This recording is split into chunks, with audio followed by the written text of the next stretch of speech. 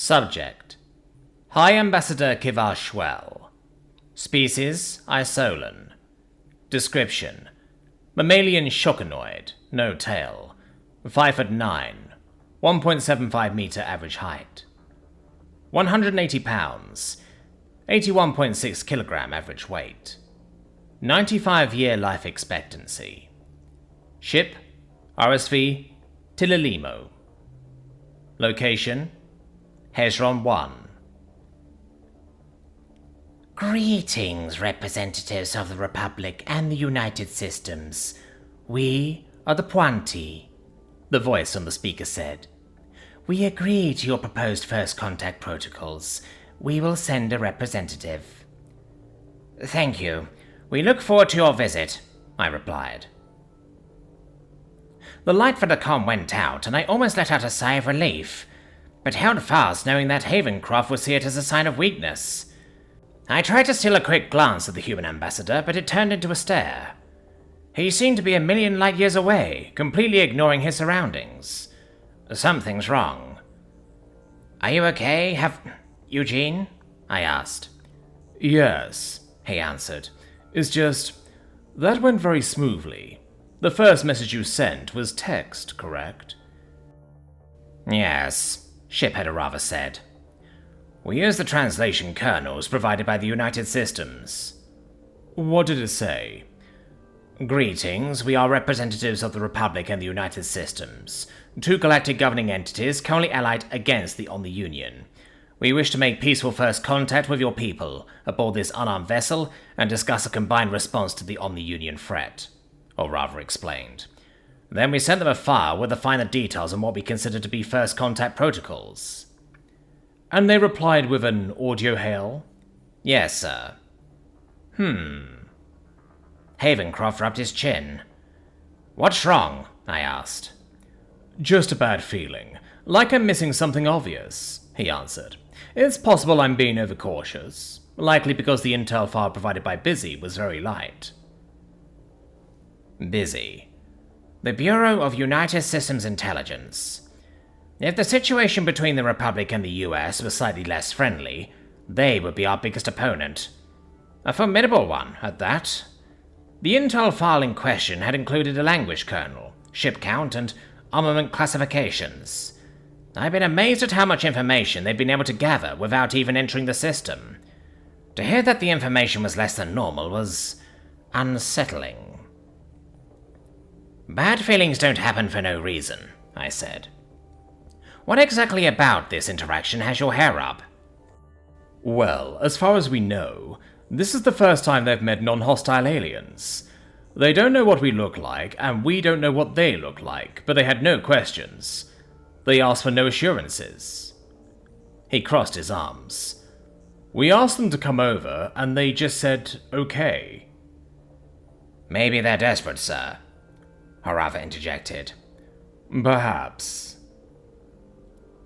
I had been relieved about how well the first contact had gone so far, but Havencroft's suspicions rang true. It had been too easy, too quick. They had controlled the conversation from the start, as if they had been expecting us. That doesn't necessarily mean they have anything nefarious planned, but it's alarming nonetheless. The US policy of armed diplomats suddenly made a lot more sense to me. There's nothing we can do about it, I said, after a few moments of silence. We are unarmed and only have one path forward. True enough, Havencroft replied. All right, let's get to the meeting room.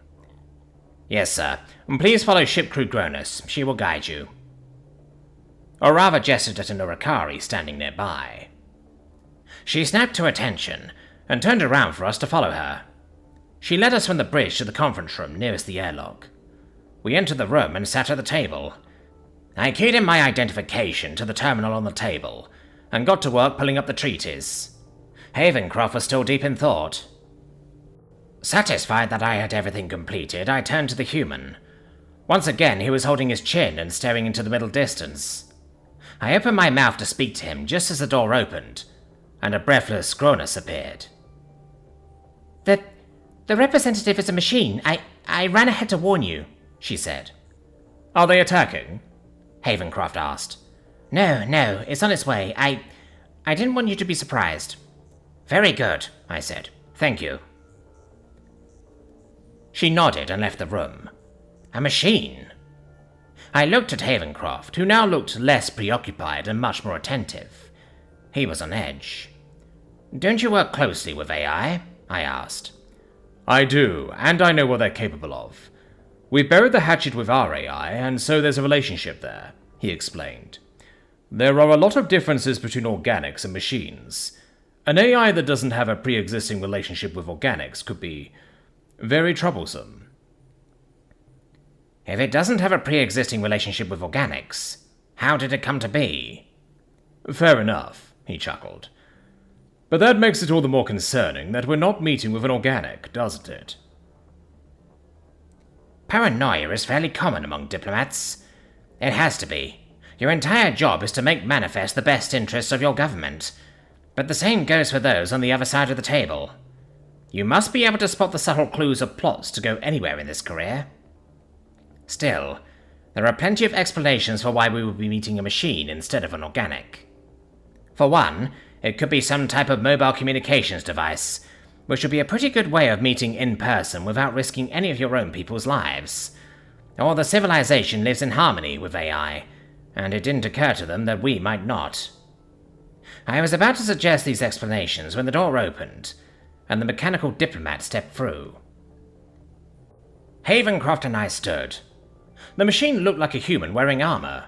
2 arms, 2 legs, 5 fingers on each hand. The head was rounder and the arms were longer, though. The machine bowed slightly. I am Unit ZBC446. I represent the Pointy, it said. Havencroft opened his mouth to speak, but I cut him off. I am High Ambassador Kivashwell, representative of the Republic. And I am Ambassador Eugene Havencroft, representative of the United Systems, Havencroft said with a slight smile. I gestured at a chair next to ZBC446, and we all sat. The machine sat with its shoulders facing straight ahead, which I found a little unnerving. Usually someone angles themselves to speak to someone else. Except for the Kinran, but that's because they have eyes all over their heads. They don't have to move to look at you, and most people would prefer that they move as little as possible. We need help against the Omni-Union. I am here to negotiate a deal to that end, ZBC446 said without moving. Our deal is simple, Havencroft said. We will help defend you if you help us in an offensive push against the Omni-Union. The Republic will also be participating in the offense, I added. I am not confident that we are in a position to commit to offensive action. Can you provide more detail? Of course. The United Systems will be attacking the mobile prime platforms that lead to the Omni-Union. If you agree to this deal, we will be defending the United Systems forces from the massive number of standard ships the Omni-Union can muster, I said. We are currently meeting with other potential allies who may join us in this effort. Do you have information regarding these mobile prime platforms? We've intercepted mentions of them, but we do not know what they are. We have prepared an information packet for you, Havencroft said, sliding a tablet across the table. It contains everything we know about the Omni-Union, as well as information regarding our military capabilities. Thank you, ZBC446 said. He picked up the tablet and began rapidly examining the information. His finger ran across the screen at a nearly blinding pace, but it didn't move his head at all. This made me realize that the entire head must be some type of camera. I wonder if there are blind spots. I see, it said, setting the tablet back onto the table. I am afraid there has been a misconception. What would that be? I asked. This is not our home system. Oh, Havencroft said. We came to that conclusion because we detected signs of activity on one of the planets in this system. We have entities planetside to gather materials for fuel and repairs. We encountered the Omni-Union elsewhere, escaped to this system, and they followed us. We quickly realized they would also follow us home, so we've been holding out here, ZBC-446 explained. We've taken heavy losses and weren't expecting a rescue. This 7th Fleet could defend us, but at our current strength it would be an overall useless effort to your offensive if we're unable to resupply. That actually simplifies things. We can cover your retreat and keep the OU at bay long enough for your trail to dissipate, Havencroft said. We will provide you with coordinates to a diplomatic station that will allow us to stay in touch. This is an acceptable plan. Good, I interjected. We'll amend the agreement to account for these unforeseen circumstances.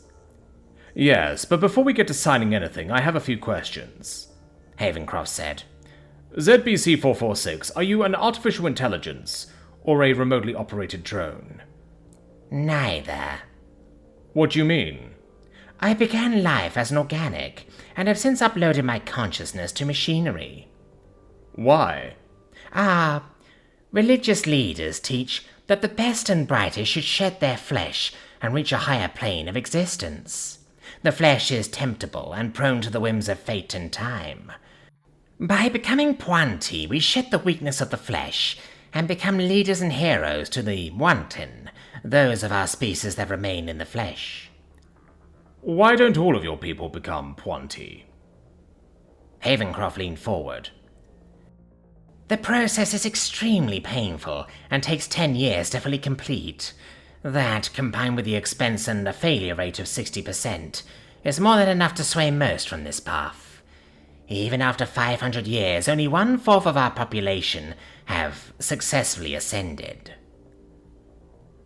If you were once organic, why are you now known as ZBC-446? I asked. I was the 446th Pointy, and Zarkal Bifna Kralian was my name.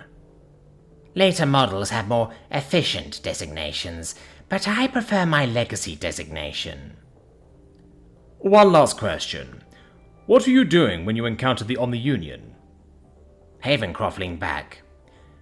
We were finding habitable worlds for potential colonization efforts.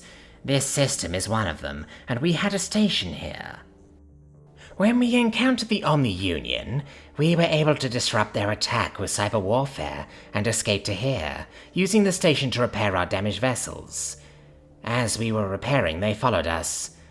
We were able to defeat the first wave with minimal losses, but the second wave destroyed the station. I turned to look at Havencroft. Satisfied? Yes. Good. I'll get to work on amending the agreement. Excellent, he said. I will contact 7th Fleet.